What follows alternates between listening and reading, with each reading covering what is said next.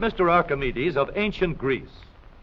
Long ago, Archis said, "Give me a lever long enough, and I can move the world." What Archimedes meant was that the power of a lever is practically unlimited. Today, almost everyone uses some form of lever in his daily work. The familiar can opener is a lever with a sharp cutting edge. The playground seesaw is just a simple lever, too. It takes a lot of force to start a freight car moving, yet the railroad man can start the heaviest freight cars easily with a pinch bar, a powerful lever which turns the wheel. Tough luck, old boy. Here's a place where a lever comes in mighty handy. Let's take the simplest kind of lever, a rigid bar working on a fixed support called a fulcrum. One end of this lever is twice as long as the other. Let's put a 10-pound weight on this end, and now we'll put half as much weight on this end. 5 pounds, balance 10. If we have 25 pounds to lift, we just use a longer lever. The 5 pounds will now balance 5 times as much. Let's raise the lever in the air, change its shape a little, and we have a crank. Or we can add a second lever and have a double crank. Now the short arm moves 1/4 the distance, but we get 4 times the force. If we want continuous motion, we need more arms. Now we have levers that turn. The larger paddle wheel makes fewer turns, but it delivers more force. A paddle wheel is nothing but a never-ending series of levers. We can make the wheels stronger and lessen friction where the wheels touch each other by rounding off the edges and shaping them into teeth that will slide in and out smoothly. Now, the power flows smoothly and continuously through spinning leverage of gear wheels. Gears are made in many kinds and many sizes.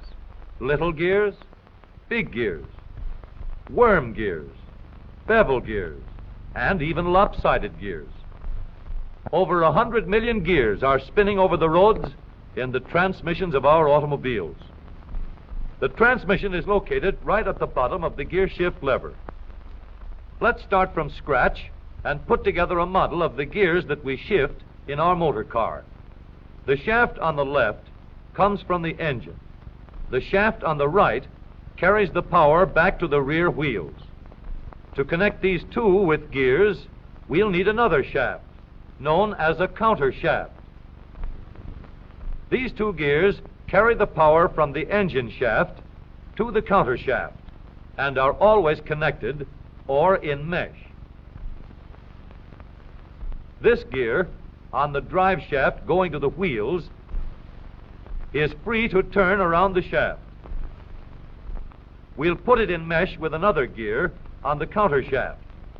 These gears are always in mesh and keep turning while the engine is running. To switch from one set of gears to another, our transmission needs a short shaft like this, known as a clutch sleeve. It cannot turn on the drive shaft, but it is free to slide back and forth. On the sleeve, we'll mount a large gear, which we can shift back and forth to mesh with the small gear in the middle of the counter shaft.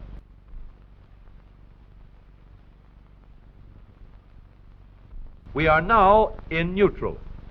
The gears that are always in mesh are turning over with the engine, but the shaft to the rear wheels is standing still.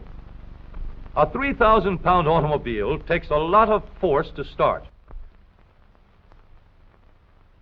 So in low speed, we get the greatest leverage by letting the smallest gear on the counter shaft turn the largest gear on the drive shaft. The engine on this model is running at a constant speed of 90 revolutions a minute.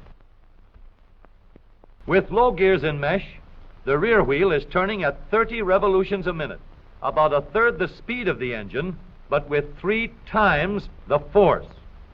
The power is going through these gears in the transmission.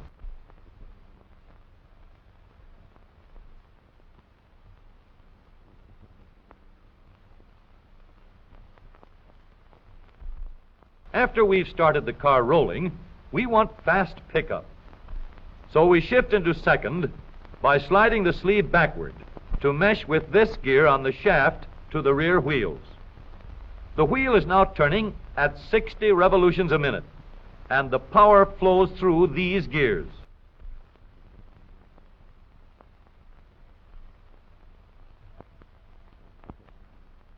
For higher speeds, we let the power go directly to the rear wheels. We shift the sleeve forward so that it meshes with the shaft from the engine. The power travels straight from the engine to the drive shaft. Now the shaft to the wheels is turning at 90 revolutions a minute, the same speed as the engine. But here's a problem. An automobile must be able to go backward as well as forward.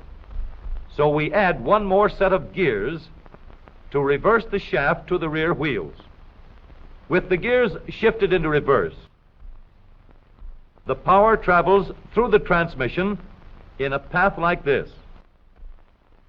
We now have 3 sets of spinning levers for going forward and 1 for reverse. With a gear shift lever, we can shift to any set of gears we wish. But with all these spinning levers in the transmission came noise and wear. Experts could shift gears quietly by careful timing of the gear shift and the engine speeds, but most of us made plenty of noise until new engineering developments made possible the long series of improvements that followed.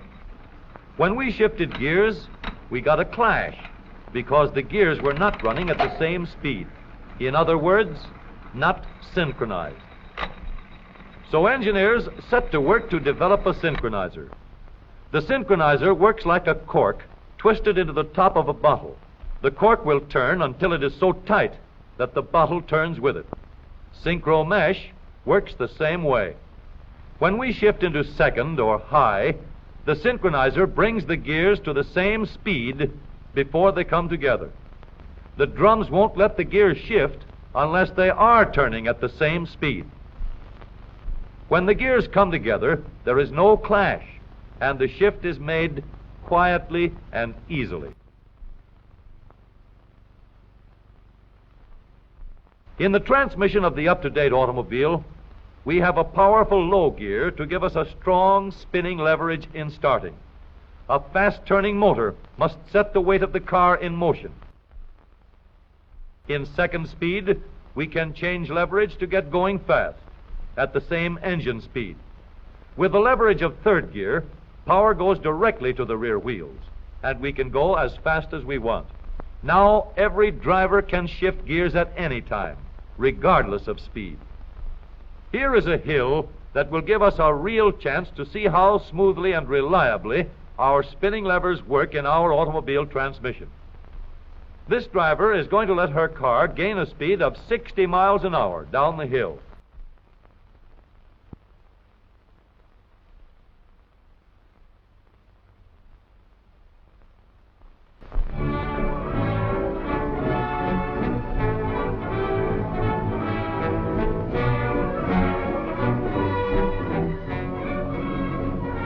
Then she will shift into second speed and bring her car easily and safely under control before it reaches the bottom of the hill.